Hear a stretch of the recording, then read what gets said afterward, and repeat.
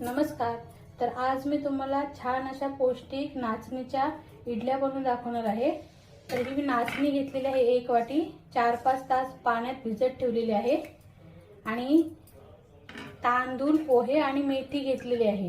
तांदूळ 1 वाटी, पाव वाटी पोहे घेतलेले आहेत आणि 1 चम्मच मेथी घेतलेली आहे आणि हे 5-6 तास आपण भिजत ठेवलेले आहेत।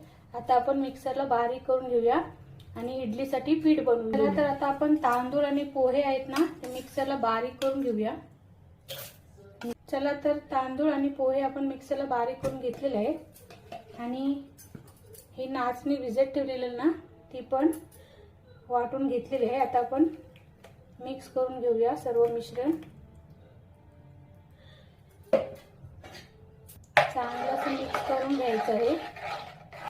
छान असं मऊ पीठ करून घ्यायचं आहे, बघू शकता इडलीसाठी अशा प्रकारे। आणि आता आपल्याला असंच झाकून ठेवायचं आहे रात्रभर।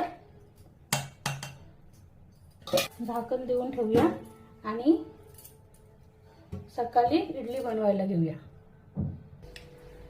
चला तर आता बघूया आपण।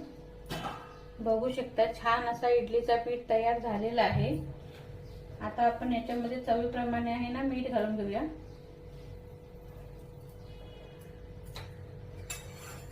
घालून घ्यायचं आहे।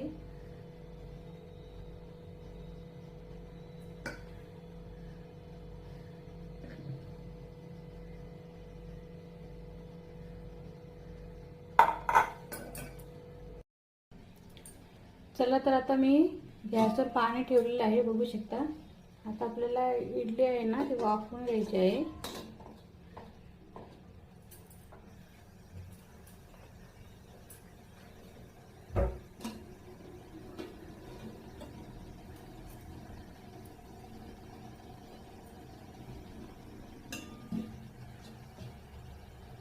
चला तर आता 10-15 मिनिटांनी बघूया आपण।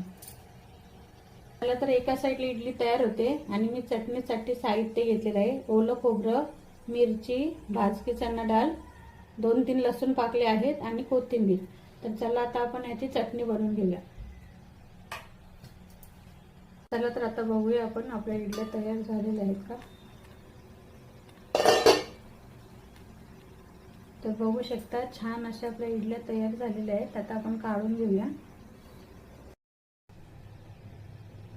चला तर छान अशी आपली मऊ लुसलुशीत अशी नाचणीची इडली तयार झालेली आहे।